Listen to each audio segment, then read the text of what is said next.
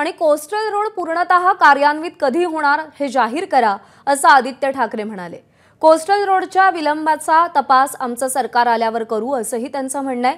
Coastal रोडच्या पूर्ण क्षमतेने सुरू होण्याच्या विलंबावरून आदित्य ठाकरेंनी सरकारला आव्हान दिलेलं आहे। कोस्टल रोड अजूनही पूर्ण क्षमतेने सुरू झालेला नाहीये, तो केव्हा पूर्ण क्षमतेने सुरू होणार ते जाहीर करा, असं आव्हान आदित्य ठाकरे यांनी दिले। आणि जो विलंब झाला त्यामागचं कारण नेमकं काय याची चौकशी आम्ही आमचं सरकार आल्यावर करू, असंही आदित्य ठाकरे म्हणालेले आहेत।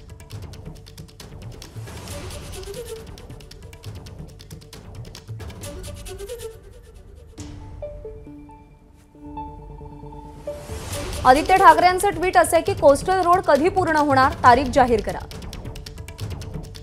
आमचं सरकार आल्यावर विलंब का झाला याची चौकशी करू।